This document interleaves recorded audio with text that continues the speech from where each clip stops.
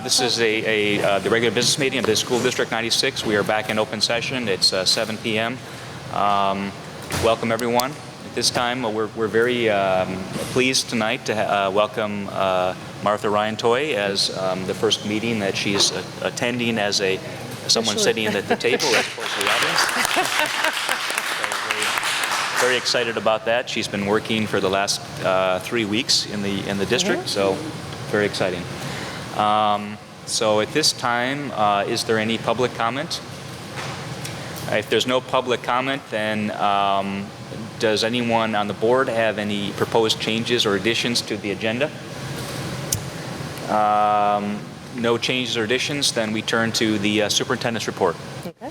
And my Superintendents Report, my first one will be short and sweet because I really just want to thank all of you, and I want to thank so many people. I've been transitioning, as you know, really since February, and have had just great opportunities in these past couple weeks to spend time with the district office staff. I think in particular, as they're the people I'm working most closely with, the district leadership team, and several of them are here tonight, so thank you. And our custodians and maintenance, buildings and grounds, everyone has been wonderful and just really welcoming. My assigned mentors, and then in particular the Board of Education. You've really just made this the place that I thought I was coming to, and I accepted the position, and these first few weeks have just really proven to be that. So I wanted to take a minute and say thanks to everybody. So thank you.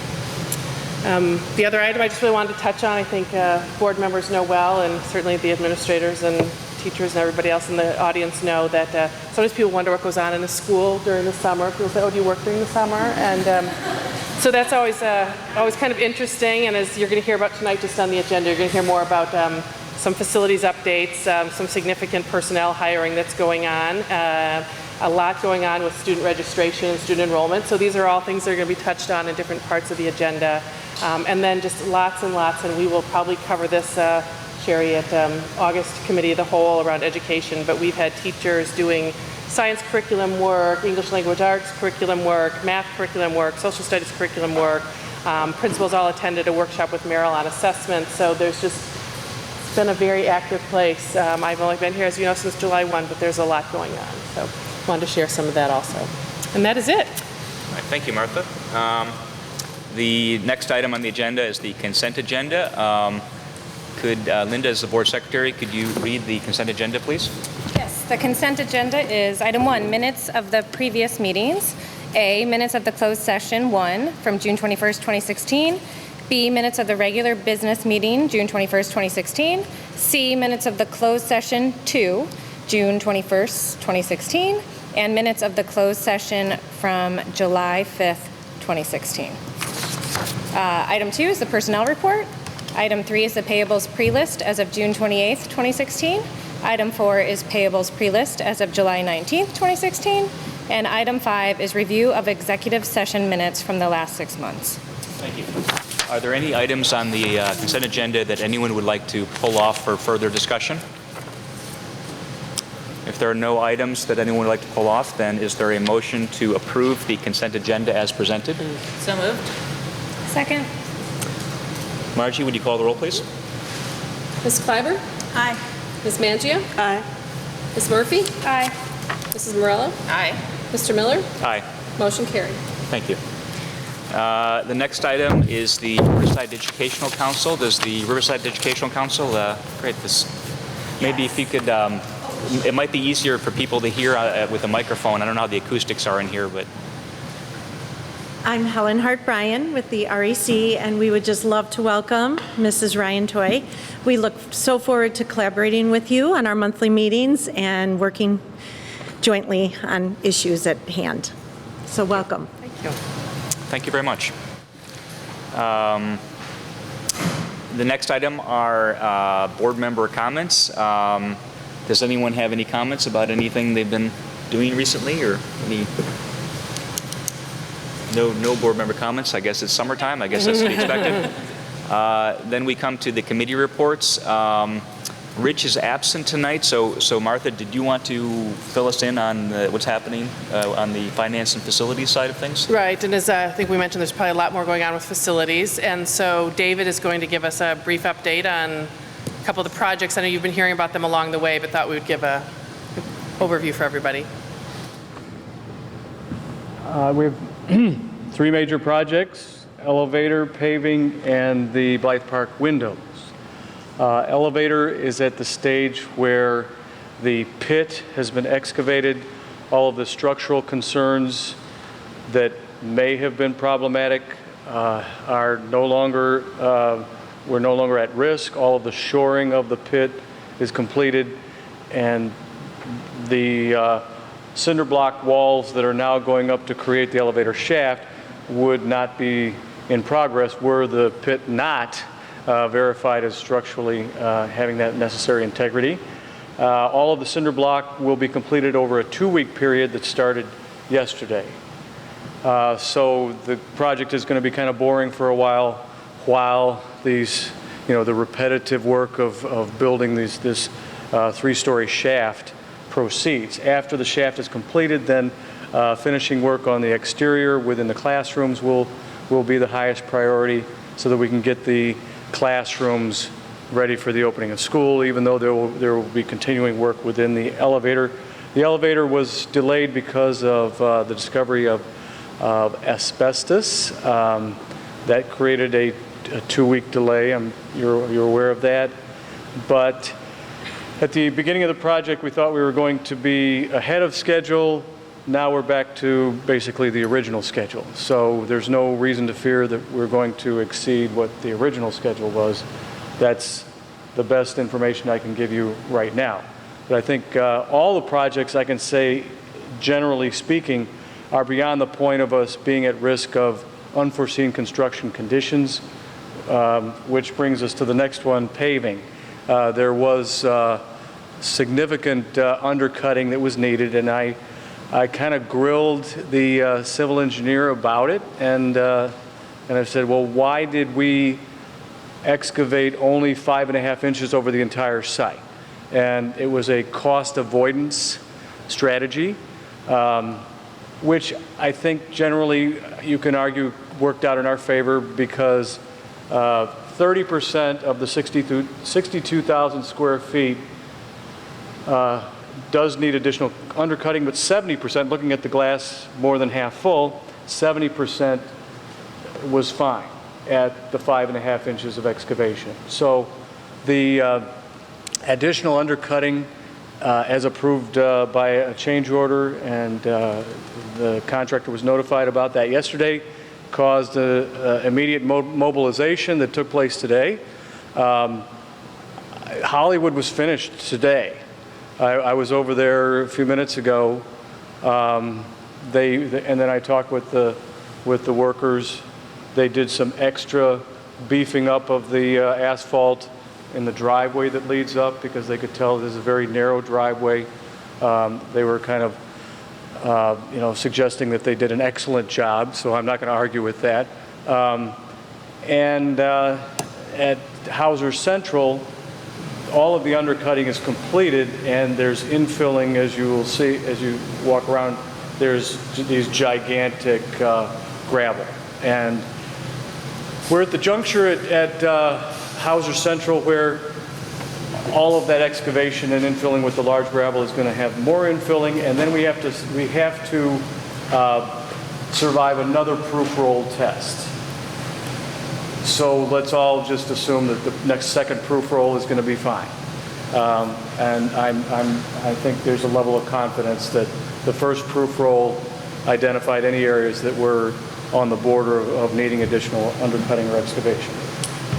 And then that's going to go lickety-split after that second proof roll. So within the next 2 weeks, that paving project is going to be done. The windows are about, last time I talked to him, he said 40%. I'm saying today is about 45 or 50%, because he said he'd be 60% done by next Monday. And it's very interesting to see, if you look at the windows before and after the painters, caulkers are there. They're working in 2 crews. One crew is focused on adding the second pane of glass. The next crew is there to do all of the finishing touches, so that when you're looking at the final product, the painting and caulking has made it look very nice. So Mr. Boris, who you met, He's very confident that his workers are doing a good job when they walk away and call that a finished room or area of the building. And there are other things going on with facilities. Exterior door replacements and the drainage problem, addressing the drainage. Actually, that's going to start tomorrow at a cost of a little less than $10,000. The condensate tank replacement is in progress. The exterior doors are going to be done over Columbus Day because there's the lead time on the exterior doors. But the miscellany of other board authorized corrections to facilities problems, I would characterize them. Those are all in progress, being tracked, and we should be as ready for the opening of school as one might hope. Great. Thanks very much for the update. That's great that everything is moving along. Any questions for Mr. Sellers? No? We next come to the Policy Committee. Are there any updates, Linda, for the policy? No, there are no updates, but I look forward to meeting with Martha soon and planning out how we want to move forward with it. Okay. Thank you. Sherry, are there any updates on the Education Committee? No, we haven't met as a committee, but as Martha mentioned, there's extensive curriculum work being done, and we'll hear more in August. Great. Look forward to that. All right, the next item is new business discussion. These are just items for discussion for tonight. The first item is the student presence at the Board of Education meetings. I think Martha had some thoughts on that, so maybe Sure. you could explain what you're thinking on that. Sure. So it's not the idea that students should come and attend entire school board meetings at all, but one idea that I've seen in another place where I worked was that a student would actually come and make a very brief presentation to the school board. So if our idea is that we're going to rotate from school to school, perhaps a child would be chosen from that school, just to give an update, whether it's a special project, special activity going on. Sometimes children give sort of an overview of what's going on at their grade level or even in the entire school. But I think it just speaks to kind of giving children a voice and speaking to the purpose, I know, of why you're all here. So it's really for the board to consider and decide, but it's a nice to do, it's not a necessary. Yeah. Any thoughts on that? Anyone? I'm all for it. I think it's important not only for them to see how we do business, but for us to see what it's like from their perspective and what they're doing and making a connection to the people that we're serving. So, yeah. I take a different point of view. These are business meetings, and I like them to be business meetings, and that what we discuss here is generally actionable, and is actionable topics, and we get information regarding those actions, and then we're a deliberative body, and I think the focus should be on our deliberations, and I still look at the fact that, a couple things, we hired a strategic planning vendor with not even meeting them and no discussions and very little questions, so that's what I'd like to see the focus of our business meetings. I think it's a great idea. Any thoughts? Yeah. Yeah, let's do it. Linda? I love the idea myself. This is a school. I think it's a great opportunity to provide a learning experience to a child. I think it's a way to get them to be actively involved in democracy. I think it's a good lesson. I agree with you. And as long as it's it's not like a 30-minute presentation. No, It's a brief presentation. I agree with you. I think it's a good civics lesson for the children yeah. to actually come here and see that there's actually how decisions are made, basically. Yeah. And so I think that's very good. And I think that student or those students who come will then go talk to their other students. I think just a general awareness of what goes on will then permeate a little bit, and I think it's a great idea. I think you said they wouldn't be here for the entire meeting. They certainly wouldn't. We wouldn't want them to feel obligated, and you could excuse them right after their presentation. Or if they're interested, they could stay. Yeah. Right. And it would be in the beginning. Yeah, I think it'd be like somewhere around the initial public comment period, and then similar. I know that's a 3-minute, 5-minute. Something I don't think it would be. Public comment for a student. For a student. Yeah. I also think hearing it from the child's perspective may give us a different look into the schools than from an administrator or even from a teacher. It's a really intimate voice that they might have, and I'm curious to see what they'd say. So, No, I think it's great. The only thing I would sort of think is that, and when you mentioned the idea to me earlier, I think we talked about this, which is that I think it'd be good to get a really broad spectrum of kids, not just the superstar achievers, not just the guys, people who are doing stuff great, you know, in athletics or academically, or just some random kid, you know, give them a chance, you know. I think just choosing randomly, I think that'd be great. But And we'll talk about our district leadership team can talk about then the selection and you know, certainly for students to have a little bit of opportunity to practice and be prepared as well. So, thank you. Are there any other comments about the student presentation? Sounds like we have a consensus. Okay. Okay, topic number 2 is the nurse stipend for the lead nurse job. Could you maybe, Martha, tell us a little bit about that? Right, so I think the board knows there was some reconfiguration to get to the idea of having nursing services in all 5 of the buildings. So it's a combination of both RN and then licensed practical nurses to create a configuration of essentially full-time coverage in each of the buildings, and that's already been covered and addressed by the board. It also then brought into question about a lead nurse, and I actually think, real honestly, it may be creating just a little bit of confusion about lead nurse. My understanding is there always was a lead nurse. She actually received more money per hour, so it was essentially a higher salary. This is something that actually Griff and Pat had been working on in the spring and in the summer, is that the lead nurse would have a stipend of $3,000 annually. One of the things that you have a job description attached in your board packet, but the idea, I think, one of the things that I want to point out is that it's not to evaluate the other nurses, it's not to supervise the other nurses, but there are some specific duties, specifically around some state reporting where it really helps to centralize that with one nurse. There are some student evaluation requirements where a particular nurse may have more expertise or a requirement to address those student assessments or student evaluations. And then also just assuring that there's coverage. So when a nurse is out sick, it's a little bit of a different sub-coverage, sub-calling issue than it is for a teacher. So this lead nurse would also have responsibility for that. Who's handling these duties now? Pam, do you want to, who's handling the duties now?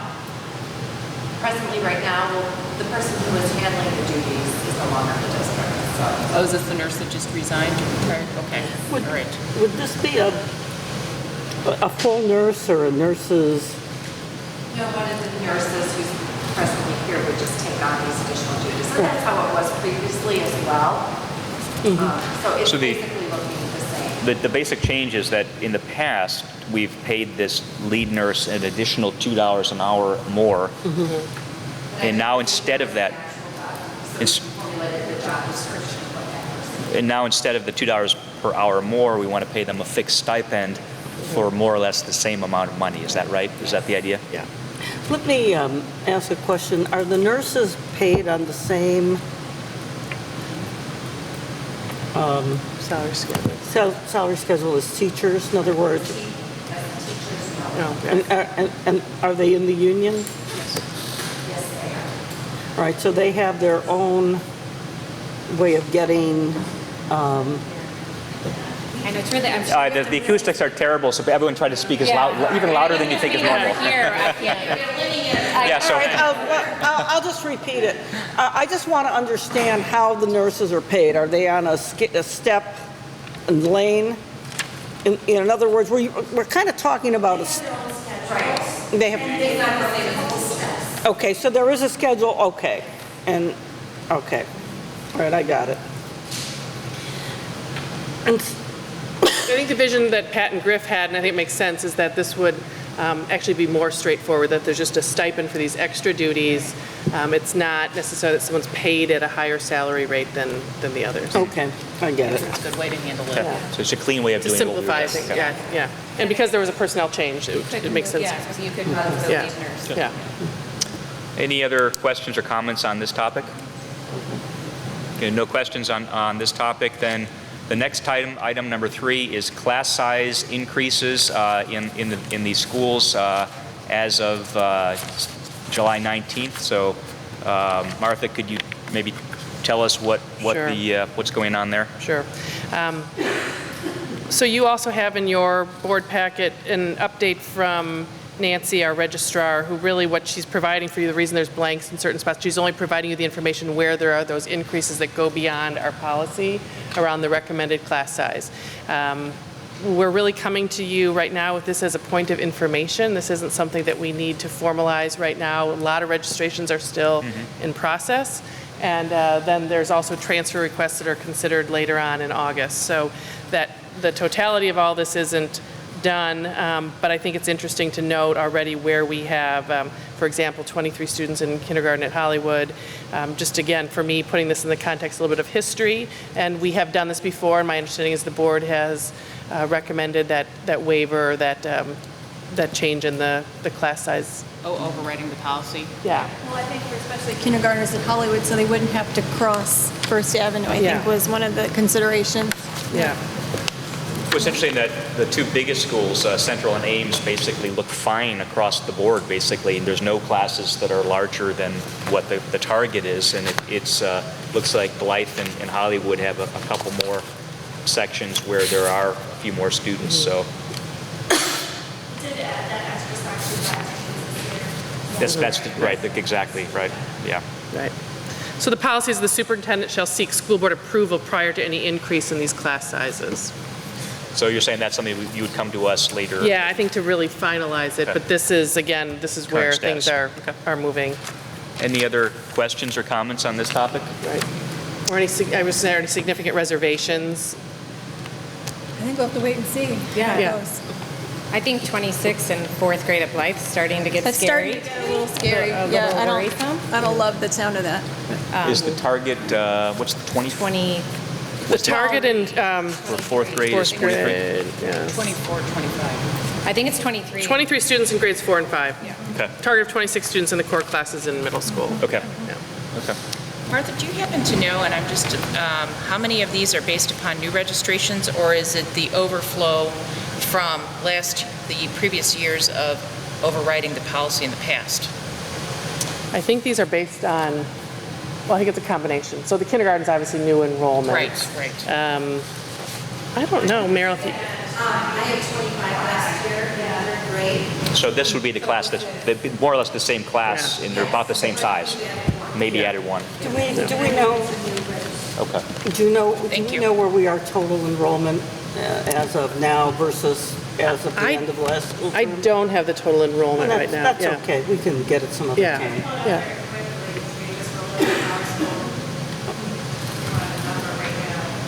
And I know that that 5th grade number at Hollywood is a rollover. That is a section That class has been Okay. large throughout Yeah. the entire history. So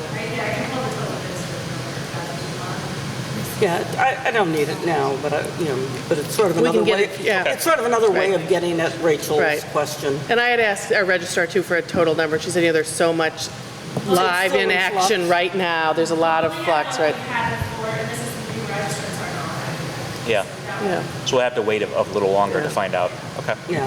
Any other questions or comments or concerns about this topic then? I guess I saw that there's some parents who are making requests at, in certain classes in schools where they're already overflowing. What's the resolution with that? So my understanding is that we as a district leadership team look at all the transfer requests in their totality the second week in August. By design, this is something that we've done historically, to really look at that, to honor transfer requests when and where it's appropriate, and sometimes probably having to say no to transfer requests based on those class size enrollments. And what happens is if it's a new family? If it's a new family, if they're new, so our goal is to place children in their home school. Right. And then if there's transfer requests that's new or unique, I think we look at the circumstances around that and make those, essentially, my understanding is those become kind of case-by-case decisions, just some of the feedback that I have already around some of the circumstances around some of the families' requests. Okay. But what about in this particular situation where it's a new family asking to go to a particular school that's already overfilled? Then they may be told no. Okay. And when those decisions made? Is it August 1st? August 8th is the day we're August scheduled to 8th. meet. So, and we'll inform families, because I realize that's getting close Because to I know we just start revised dates. that. Okay, Yeah. thank you. Yeah. Thank you. Any other discussion on this item? The next item then is the day of the week on which we want to hold our regular business meetings and committee of the whole meetings. One of our members is going to be taking some classes for an advanced degree, and the date of those classes falls on a Tuesday. And so the question is there another day of the week? It would be the same weekly schedule, but it would be another day of the week that would work for everyone. So I think Mary Rose has already said Mondays will not work for you. It's difficult, yeah. So Wednesday is a possibility. Is there anyone who has a problem with meeting on a Wednesday night? It's fine as long as it's the same meeting schedule. Consistent schedule, yeah. Yeah, I'm okay. Everyone's good? Yes, that would be great. So, Rich told me when I spoke to him that he is able to, Wednesday works for him, slightly better than Thursday, but Wednesday works for him. Better than Thursday for me. Yes. And I think better, we have. I haven't heard from How about Randy. Friday nights? Needs to be real short, I guess. Just kidding. Saturday morning? So it sounds like the only person we haven't heard from then is Randy, so maybe if You want me to reach out to could you Randy? reach out to Sure, Randy yep. and find out, confirm that he would be available on Wednesdays? And if so, then are we in agreement that we could change it to Wednesday? Do we want to start, when does the, when would you need to have this? I haven't looked yet. I assume it's the end of August. End of August, so we don't have to do this immediately, but sometime? yeah. Okay. So we'll keep the September's August 2nd, fine. August 16th meetings as That's scheduled, fine. and We then can do that as move fine, to okay. September. Okay. Thank you for everyone Yeah. for accommodating. Yeah. No worries, no worries. And Thursday just Easiest doesn't thing I've been make asking a as long much sense time. to me when we have open houses at schools, and we would Right. have administrators who wouldn't be able to be here because Right. they're, I think Wednesday would Wednesday be would be better good. for everybody. Okay. Yeah. So it sounds like That's my opinion, we'll but- confirm with Randy, and then once we confirm that, we'll shoot for Wednesdays, starting in September, I guess. Thank you. The only other thing to look, when does RB have board meetings? Is it Tuesdays? Okay. I was just thinking if there's people who want, they're clamoring to go to all. RB. RB's meeting. Bob can attend both meetings now. And the village is on Thursdays. Yeah, that's the only thing I'm thinking. It's not. Riverside, I don't know about Let's ask our Riverside. videographers. What about you guys, the videographers? No, the video. Yeah, Tuesday's usually the best, because that's when we have, Wednesdays, we usually have planning and zoning commission meetings at certain times that may come up, so we may have some scheduled time. Okay. So we may, if that comes up. We can talk about it then, I guess, yeah. Okay, thank you.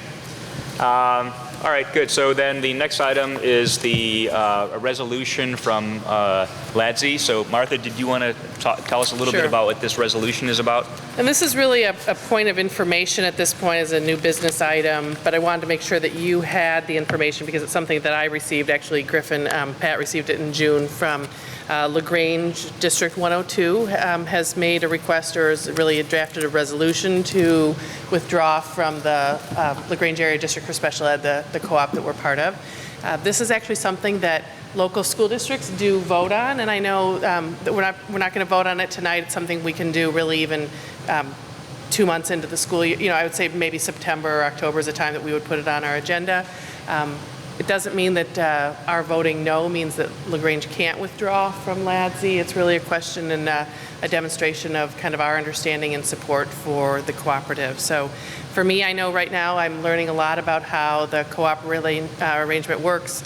Been familiar with LADSI certainly for a good number of years. I've had a lot of conversations with both Pam and David already around understanding kind of what this impact might be financially as well as programmatically for us. So we do think if one district withdraws, obviously it shrinks down the entire co-op, and how that our costs get spread out does shift and change. I think there's also just a question about the viability of the co-op overall if districts were to start to leave.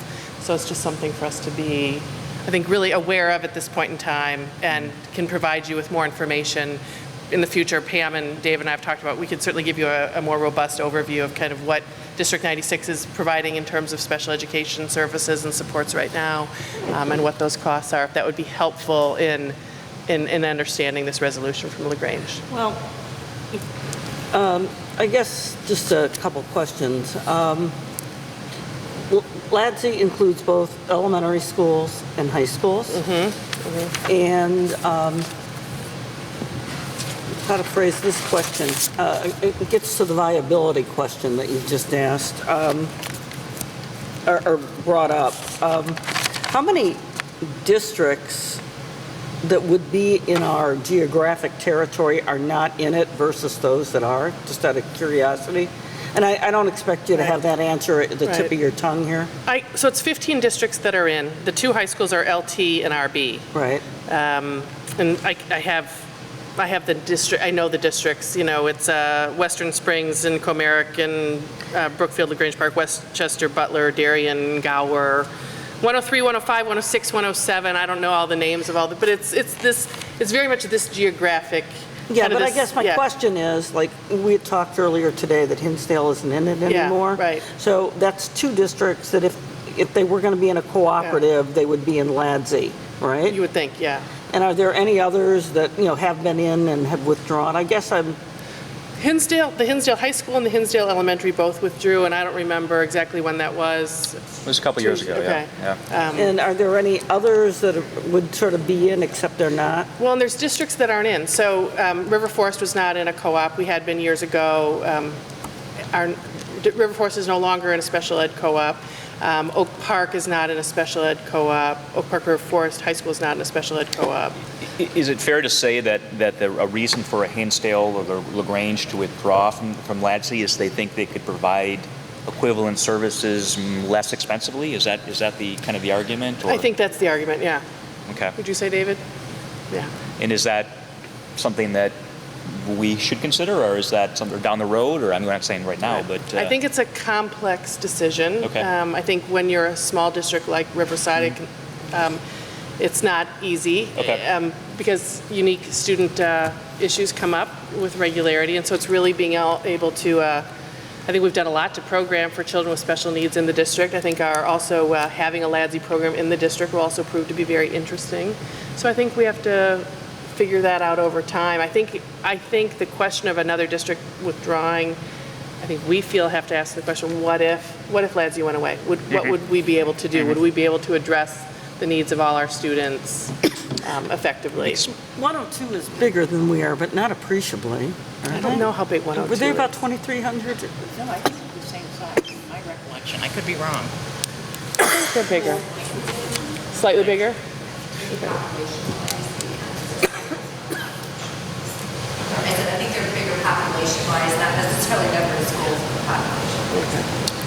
presumably, as you sort of alluded to, the fixed costs stay the same, and as more members pull out, the remaining members have to cover the fixed cost. Right. So that's Right. And then our superintendents, or the superintendents of the district represent the districts on the board. Yeah. So it would be up to the superintendent to make sure the fixed costs reduced as I guess, the people who subscribe to the services.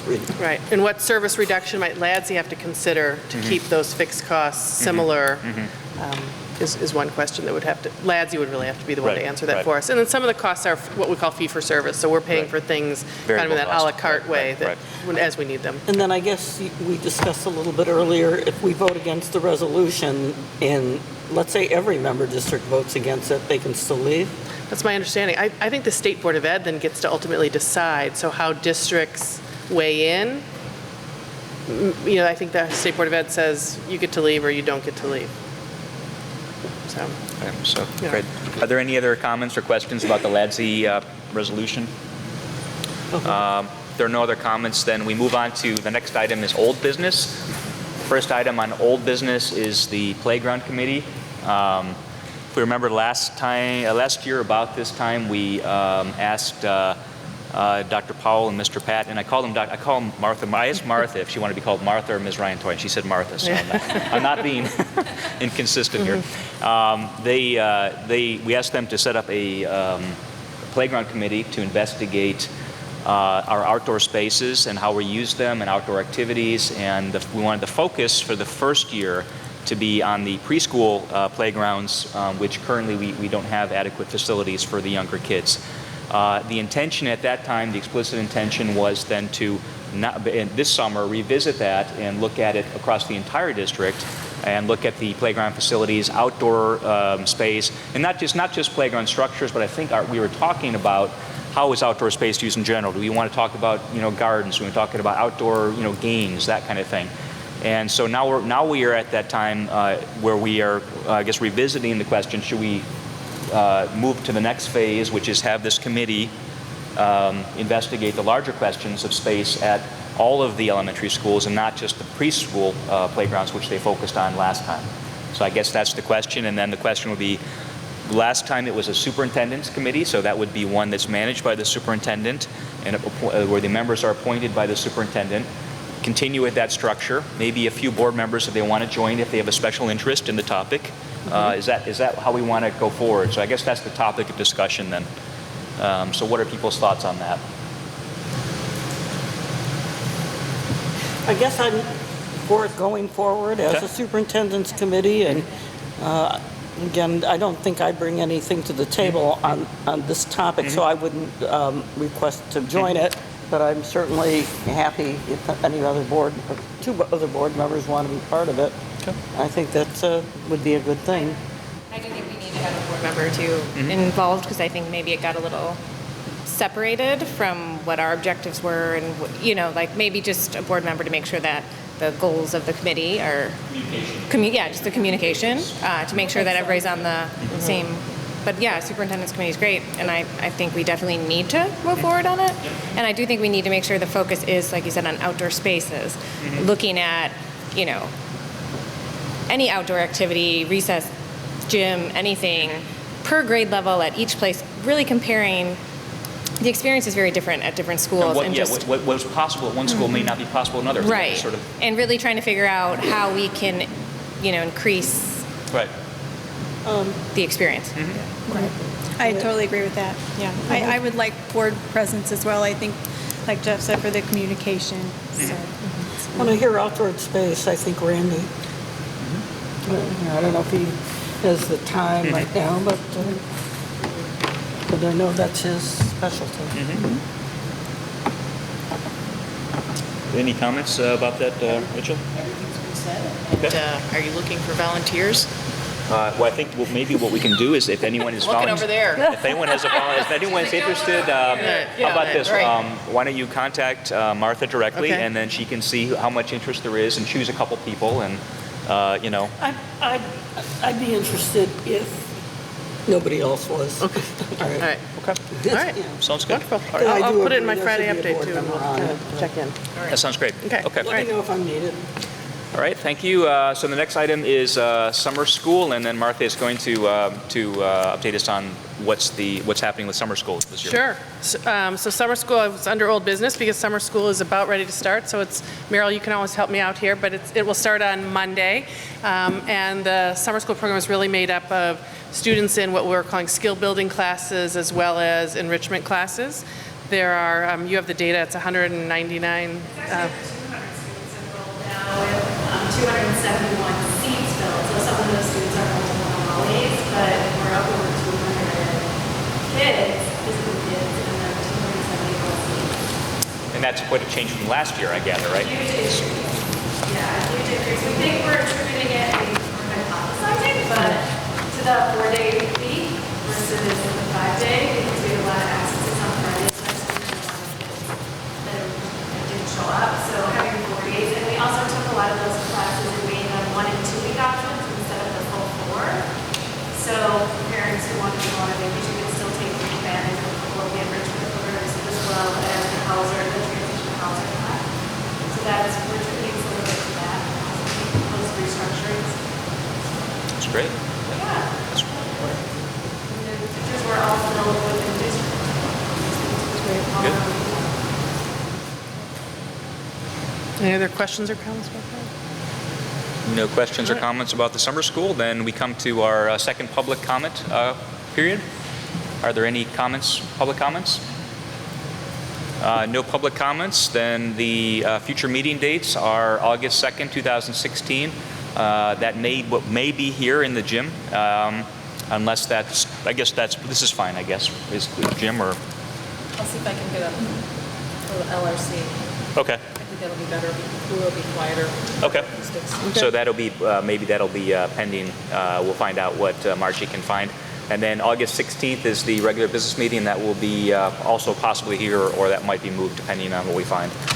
So with that, if there's no further business, then the meeting is adjourned. Cool.